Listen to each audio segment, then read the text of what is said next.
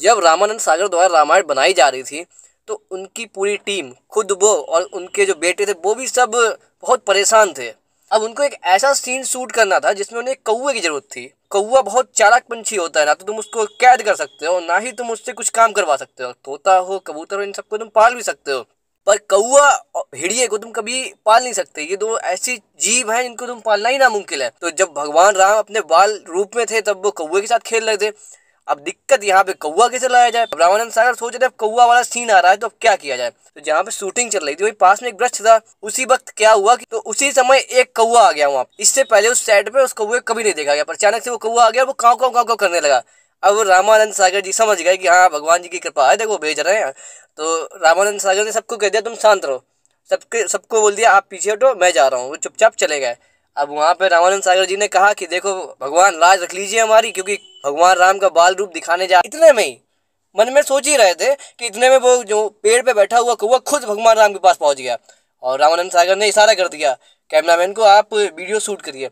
अब देखिए अगर हम यहाँ पे कहें कि वो भगवान ने ही नहीं भेजा तो कौवा आमतौर पे किसी के हाथ में नहीं आता है, दूर ही रहता है। आपने अपने जीवन में किसी कभी कौवे को टच किया है क्या?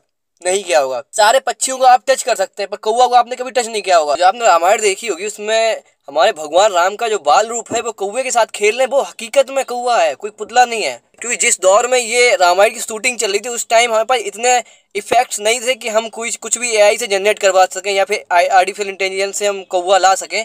अब तो पॉसिबल है पर उस जमाने में नहीं था।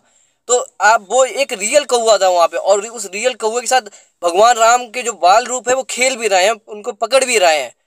तो देखिए यहाँ पे अगर भगवान नहीं थे या फिर भगवान की महिमा नहीं थी तो वो कौवा कहाँ से आ गया। क्योंकि आमतौर पे कोई भी इंसान किसी कौवे को ना तो कैद कर सकता है, बहुत रेयर केस में आप उसे पकड़ोगे, बहुत चालाक होता है कौवा। और दूसरी बात, कोई कौवा खुद से कभी इंसान के पास आना पसंद ही नहीं करता है। कौवा को आप टच करोगे तुरंत उड़ जाएगा, वो दूर से काँव काँव करेगा पर दूर उड़ जाएगा। और पक्षियों तरह कौवा नहीं होता, बहुत समझदार होता है।